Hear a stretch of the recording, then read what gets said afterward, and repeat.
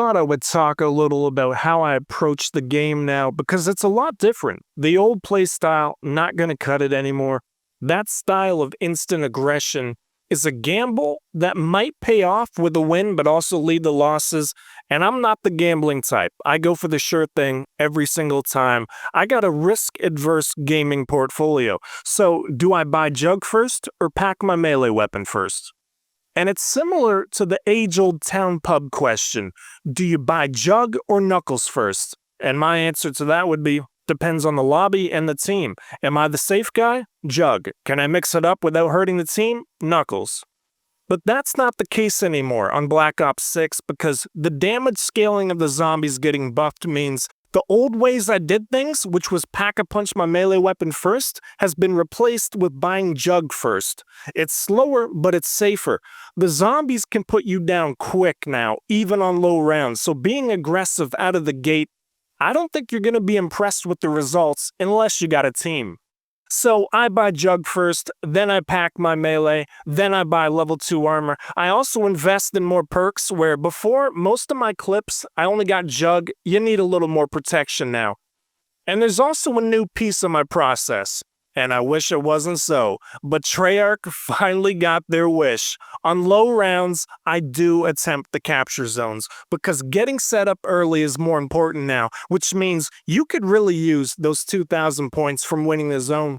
Now, I'm not try-harding those objectives because at the end of the day, I don't really care. Killing zombies inside of a hardpoint is not grief, it's a joke. And Treyarch is trying to force a playstyle onto people that is the diametric opposite of what grief is about. Not to mention, I absolutely never pack my gun, so crit kills are tough to get, but I do give it a try.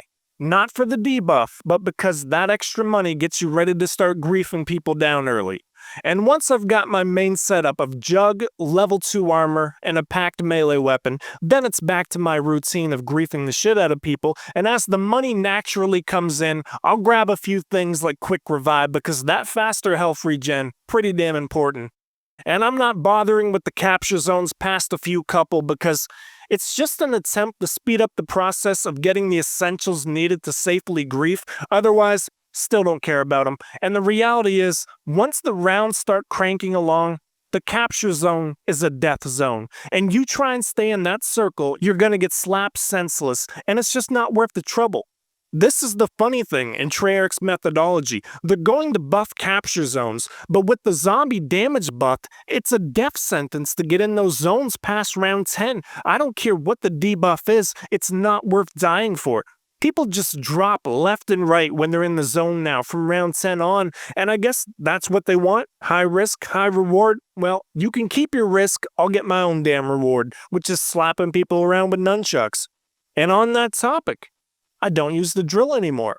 Here's why. It could be a placebo, maybe it's in my head, but I swear, there's times when I'm right up on someone and it just doesn't connect, no hit marker, when it clearly should hit.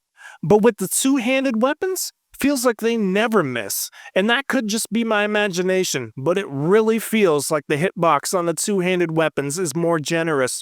It probably isn't, but if it feels right and it's only a placebo, that will still give you results because you'll feel more confident with it. And above all else, play to your strengths. You do not need to play the way that I'm playing. You need to play the way that gives you results and tweak your setup accordingly. Post-patch, it's a very different game. Pre-patch, you could have everything all at once. There were no sacrifices needed because everything was available in such abundance that you could buy it all easily. But now that things are tightening up, there's decisions to be made on what you do or don't buy, which is a great thing, because that's how Black Ops 2 grief was. You prioritize specific things within the flow of the game because you couldn't just get everything without consequence, and we're slowly regaining that sense of progression again.